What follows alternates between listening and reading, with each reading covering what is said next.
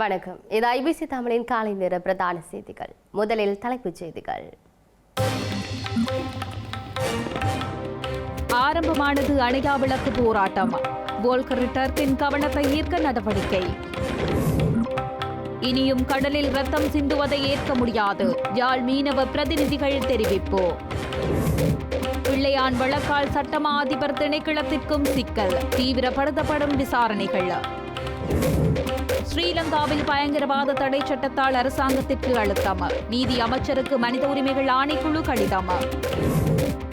Russia அமெரிக்காவில் இருந்து கச்சா எண்ணெய் இறக்குமதியை அதிகரித்த இந்தியா. ஈரான் ஸ்டேல் போரினால் நடவடிக்கை.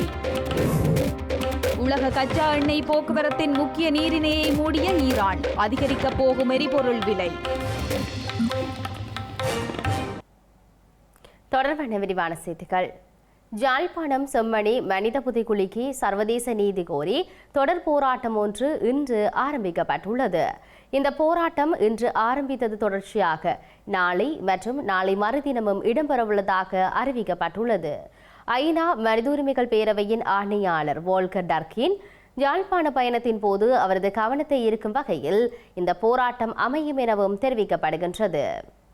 யாழ்ப்பாணம் அரியாலை சிந்துபாத்தி பகுதியில் கண்டுபிடிக்கப்பட்ட புதைக்குழி தொடர்பில் உண்மை கண்டறியப்பட்டு நீதிநிலை நாட்டப்பட வேண்டும் என்பதை வலியுறுத்தி மக்கள் செயல் என்ற தன்னார்வ இளையோர் அமைப்பு 3 நாள் அணையா விளக்கு கவனஈர்ப்பு போராட்டத்தை இன்று முன்னெடுத்துள்ளது. எனவே இருள் சூழ்ந்திருக்கும் செம்மணி மனித புதைக்குழி விடயத்திற்கு ஒளி பாய்ச்சப்படல் வேண்டும் என்கின்ற குறியீட்டு அர்த்தத்திலேயே இந்த போராட்டம் தொடர்ச்சியாக முன்னெடுக்கப்படுவதாக ஏற்பாட்டாளர்கள் தெரிவித்துள்ளனர். இந்த அமைதி வழி போராட்டத்தில் புதைக்குழி தொடர்பான முழுமையான ஆய்வுகள் மேற்கொள்ளப்பட வேண்டும் என்றும் அதில் கண்டெடுக்கப்படும் தடயங்கள் மற்றும் தகவல்கள் வெளிப்படைத்தன்மையுடன் கையாளப்பட்டு பாதிக்கப்பட்டவர்களுக்கு நீதி கிடைக்கப்பட வேண்டும் எனவும் போராட்டக்காரர்கள் வலியுறுத்தி வருகின்றனர். யாழ்ப்பாணத்தில் வரலாற்றில் ஒரு முக்கியமான ஆனால் மர்மமான பகுதியாக கருதப்படும் இந்த சிந்துபாத்தி விவகாரத்தில் இளையோர் அமைப்பு முன்னெடுக்கும் இப்போராட்டம் நீதி தேடும் சமூகத்தின் தொடர்ச்சியான முயற்சிகளில் ஒரு குறிப்பிடத்தக்கபடியாகும். இதன் மூலம் இந்த விவகாரம் தொடர்பான உண்மைகள் வெளிக்கொண்டு வரப்படும் என எதிர்பார்க்கப்படுகின்றது. மட்டக்களப்பில் வடக்கு கிழக்கு வலிந்து காணாமலாக்கப்பட்ட சங்கத்தின் நீதிக்கான நீண்ட காத்திருப்பு ஆவணப்பட திரையிடலும் கருத்து பகிர்வும் நேற்றைய தினம் நடைபெற்றது. மட்டக்களப்பு மாவட்ட வலிந்து காணாமலாக்கப்பட்ட உறவுகள் சங்கத்தின் ஏற்பாட்டில் அமெரிக்க மிஷன் மண்டபத்தில் இந்த நிகழ்வு இடம்பெற்றது. வடகிழக்கில் வலிந்து காணாமலாக்கப்பட்ட தமது உறவுகளை தேடி அலைந்து உயிர் நீத்த உறவுகளை நினைவுகூரும் வகையில் ஈகச்சுடர் ஏற்றப்பட்ட அகவணக்கம் செலுத்தப்பட்டது. இதன்போது காணாமலாக்கப்பட்டவர்களின் கண்ணீர் கதைகள் சுமந்து வந்த எழுநா அமைப்பினரால் தயாரிக்கப்பட்ட நீதிக்கான நீண்ட காத்திருப்பு ஆவணப்படம் திரையிடப்பட்டது. இந்த நிகழ்வில் இலங்கை தமிழரசு கட்சியின் மட்டக்களப்பு மாவட்ட பாராளுமன்ற உறுப்பினர் ஞா ஸ்ரீநேசன், மட்டக்களப்பு மாநகர சபை முதல்வர் சிவம் பாக்கியநாதன், ஏறாவூர் பற்று பிரதேச சபையின் தவிசாளர் முரளிதரன், ஏறாவூர் பற்று பிரதேச சபை உறுப்பினரும் ஊடகவியலாளருமான எஸ் நிலாந்தன், பிரதேச சபை உறுப்பினர்களான வசந்தன், சுயேந்திரன், சமூக செயற்பாட்டாளர்கள், வலிந்து காணாமலாக்கப்பட்ட உறவுகளில் பெருமளவானோர் கலந்து கொண்டனர். கடலில் ரத்தம் சிந்துவதையோ உயிரிழப்புகளையோ ஏற்றுக்கொள்ள முடியாது என யாழ்ப்பாண மாவட்ட கடற்தொழிலாளர் சங்கங்களைச் சேர்ந்த பிரதிநிதிகள் தெரிவித்துள்ளனர். முல்லைத்தீவு கடலில் மீன்பிடிப்பதற்காக சென்று காணாமல் போன கடற்தொழிலாளரின் உறவினர்களுடனான சந்திப்பின் போதே இவ்வாறு தெரிவித்துள்ளனர்.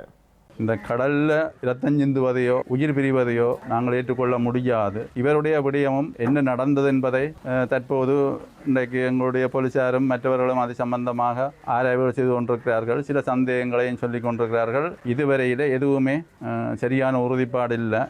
இந்த மக்களால் எங்களுக்கு கூறப்பட்டிருக்குது, இவர் சுருக்குமடி சட்டவிரோத தொழிலாளிகளுக்கும் இவைகளுக்கும் உள்ள முருகன் நிலையால் இவருக்கு இப்படியான கொலை நிகழ்ச்சி நடந்ததாக இந்த மக்கள் ஆதங்கப்படுகிறார்கள். எதுவாக இருந்தாலும் இந்த மண்ணில் இனிமேல் கடலில் இந்த ரத்தஞ்சிந்திர நிகழ்வுகளோ உயிரிழப்புகளோ நடப்பதை எந்த விதத்திலும் நாங்கள் அனுமதிக்க முடியாது. இப்படிப்பட்ட நிகழ்வுகள் இனி நடக்கக்கூடாது என்பதை எங்களுடைய கடற்தொழில் அமைச்சருக்கும் கடற்தொழில் அமைச்சர் ஊடாக ஜனாதிபதிக்கும் எங்களுடைய பிரதிநிதிகளான எங்கள் தமிழ் பாராளுமன்ற உறுப்பினர்களுக்கும் இந்த விடயங்களை முன்னிறுத்தி இனிமேலும் இப்படிப்பட்ட விடயங்கள் கடலில் நடக்காமல் இன முறைகளை நடக்காமல் தவிர்ப்பதற்கான ஒழுங்குகளை செய்வதாக எங்களுடைய அமைப்புகள் இப்போ ஒரு முடிவெடுத்திருக்கிறார்கள். இந்த முடிவின் அடிப்படையில் அதுக்கான அறிக்கைகளை சம்பந்தப்பட்ட பாராளுமன்ற உறுப்பினர்களுக்கு அனுப்பி ஜனாதிபதிக்கு இது தெளிவுபடுத்தி இந்த கடல்களில் இப்படிப்பட்ட சம்பவங்கள் நடக்குது, என்ன நடக்குதுன்றதை விவரமாக எடுக்க வேணும். இனிமேலும் இப்படி நடக்கக்கூடாதுன்றதையும் நாங்கள் நிறுத்துவதற்கான முயற்சியாக ஆராய்ந்து கொண்டிருக்கிறோம். பிள்ளையான் எனப்படும் தமிழ் மக்கள் விடுதலை புலிகள் கட்சியின் தலைவர் சிவனேசதுரை சந்திரகாந்தனுக்கு பிணை வழங்குவதை ஆதரித்ததாக சட்ட அதிபர் திணைக்களத்தின் சிரேஷ்ட அதிகாரி ஒருவர் மீது சமூக ஊடகங்களில் குற்றச்சாட்டு முன்வைக்கப்படுவதாக தெரிவிக்கப்பட்டுள்ளது. இதனைத் தொடர்ந்து சமூக ஊடகங்களில் பொய்யான குற்றச்சாட்டுகள் சுமத்தப்படுவதாக சட்டமா அதிபர் பரிந்த ரணசிங்கவால் குற்றப்புலனாய்வு திணைக்களத்துக்கு முறைப்பாடு செய்யப்பட்டுள்ளது.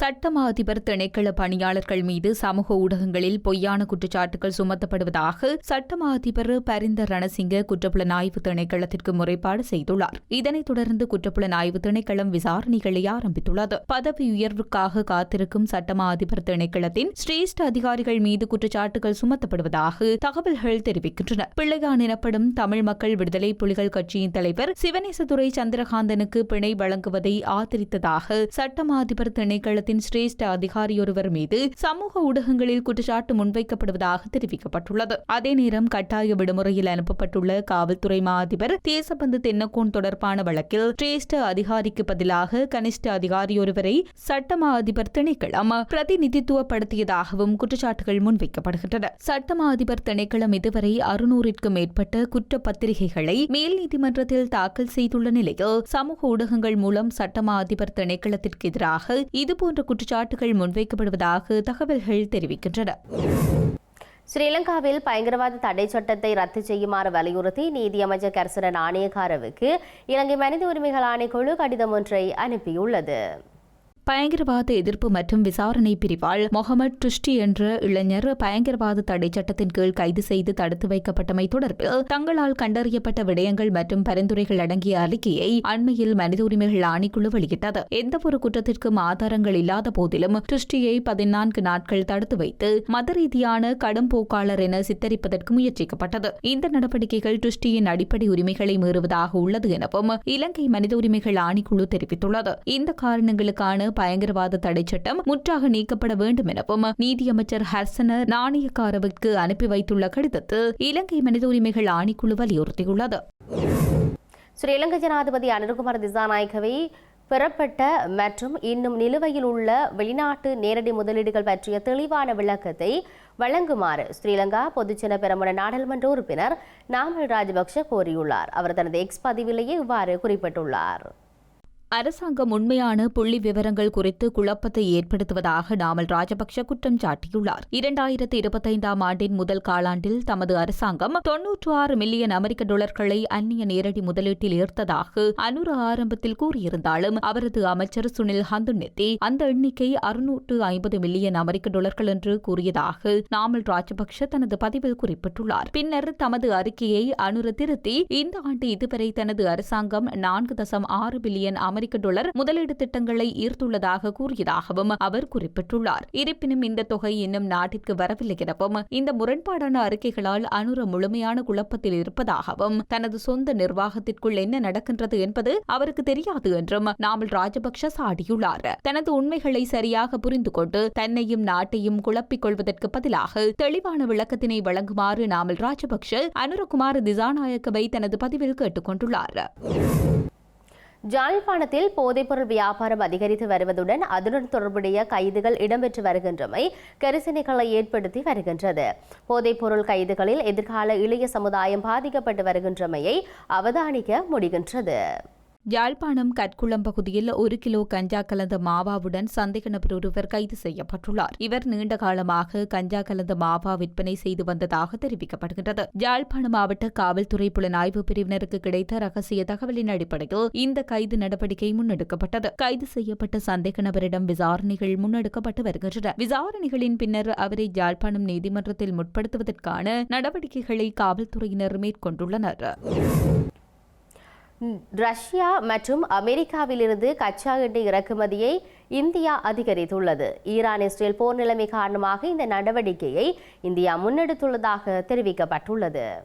ஈரான் ஸ்டேல் நாடுகள் 7 நாட்களுக்கு மேலாக மோதலில் ஈடுபட்டு வருகின்றன. இதனிடையே அமெரிக்க ராணுவம் ஈரானின் போர்டோ, இஸ்வஹான் மற்றும் நாடன்ஸ் அணுசக்தி தளங்கள் மீது தாக்குதல் நடத்தியது போர் பதற்றத்தை அதிகரித்துள்ளது. இந்த நிலையில் உலக கச்சா எண்ணெய் போக்குவரத்தின் முக்கிய பங்காக உள்ள ஹர்முஸ் நீரிணையை மூட ஈரான் முடிவு செய்துள்ளதாக தகவல் வெளியாகியுள்ளது. ஹர்முஸ் நீரிணையை மூட ஈரான் நாடாளுமன்றம் அனுமதி வழங்கியுள்ளது. உலகம் முழுவதுக்குமான 20% கச்சா எண்ணெய் இந்த நீரிணை வழியேதான் பல்வேறு பகுதிகளுக்கு கப்பலில் கொண்டு செல்லப்படுவதால் கச்சா எண்ணெய் விலை அதிகரிக்க வாய்ப்புள்ளதாக தெரிவிக்கப்பட்டுள்ளது. கச்சா எண்ணெய் விலை உயர்ந்தால் பெட்ரோல், டீசல் விலைகளும் உயர வாய்ப்பு உள்ளது என்று கூறப்படுகிறது. ஈரானின் இந்த நடவடிக்கையால் ரஷ்யா, அமெரிக்காவில் இருந்து கச்சா எண்ணெய் இறக்குமதியை இந்தியா அதிகரித்துள்ளது. ஈரானுக்கு சொந்தமான மச்சில்ஸ் ஹோர்மோஸ் நீரிணையை மூடுவதற்கு ஈரானிய நாடாளுமன்றம் அனுமதி வழங்கியுள்ளதாக தெரிவிக்கப்பட்டுள்ளது. அமெரிக்கா இன்று ஈரானிய அணு உலைத்தளங்கள் மீது நடத்திய தாக்குதலுக்கு பதிலடியாக ஈரானின் இந்த நடவடிக்கை காணப்படுவதாக தெரிவிக்கப்பட்டுள்ளது. உலகளாவிய எண்ணெய் வர்த்தகத்தின் உயிர்நாடியாக விளங்கும் ஹோர்முஸ் நீரிணை மத்திய கிழக்கின் எண்ணெய் கிணறுகளில் இருந்து உலகின் பல்வேறு பகுதிகளுக்கும் கச்சா எண்ணெய் மற்றும் எரிவாயுவை எடுத்துச் செல்லும் ஒரு குறுகிய கடல்வழி பாதை. தினசரி மில்லியன் கணக்கான பீப்பா எண்ணெய் இந்த பாதை வழியாகத்தான் பயணிக்கின்றது. உலக எண்ணெய் விநியோகத்தில் சுமார் 20% முதல் 30% வரையிலான பங்கு இந்த நீரிணை வழியாகவே நடைபெறுகிறது. ஜப்பான், தென்கொரியா, இந்தியா, சீனா போன்ற பிரதான ஆசிய நாடுகளுக்கும் ஐரோப்பிய மற்றும் அமெரிக்க சந்தைகளுக்கும் எண்ணெய் கொண்டு செல்ல இதுவே பிரதான வழி. இந்த நீரிணை மூடப்பட்டால் அது சர்வதேச எண்ணெய் விநியோக சங்கிலியில் பெரும் பாதிப்பை ஏற்படுத்தி எண்ணெய் விலைகளை கடுமையாக உயர்த்துவதுடன் உலக பொருளாதாரத்தில் பெரும் தரமற்ற தன்மையை உருவாக்கி எரிசக்தி நெருக்கடிகளுக்கு வழிவகுக்கும் எனவும் தெரிவிக்கப்பட்டுள்ளது. செய்திகளின் நிறைவாக மீண்டும் தலைப்புச் செய்திகள். ஆரம்பமானது அணையா விளக்கு போராட்டம். வோல்கர் டர்க்கின் கவனத்தை ஈர்க்க நடவடிக்கை. இனியும் கடலில் ரத்தம் சிந்துவதை ஏற்க முடியாது. யாழ் மீனவ பிரதிநிதிகள் தெரிவிப்பு. பிள்ளையான் வழக்கால் சட்டமா அதிபர் திணைக்களத்திற்கும் சிக்கல். தீவிரப்படுத்தப்படும் விசாரணைகள். ஸ்ரீலங்காவில் பயங்கரவாத தடை சட்டத்தால் அரசாங்கத்திற்கு அழுத்தம். நீதி அமைச்சருக்கு மனித உரிமைகள் ஆணைக்குழு கடிதம். ரஷ்யா, அமெரிக்காவில் இருந்து கச்சா எண்ணெய் இறக்குமதியை அதிகரித்த இந்தியா. ஈரான் ஸ்டேல் போரினால் நடவடிக்கை. உலக கச்சா எண்ணெய் போக்குவரத்தின் முக்கிய நீரிணையை மூடிய ஈரான். அதிகரிக்கப் போகும் எரிபொருள் விலை. இத்துடன் ஐபிசி தமிழின் காலை நேர பிரதான செய்திகள் நிறைவு பெற்றன. உடனுக்குடன் செய்திகளை அறிந்து கொள்ள ibctamil.com என்ற இணையதளத்தை பார்வையிடுங்கள். வணக்கம்.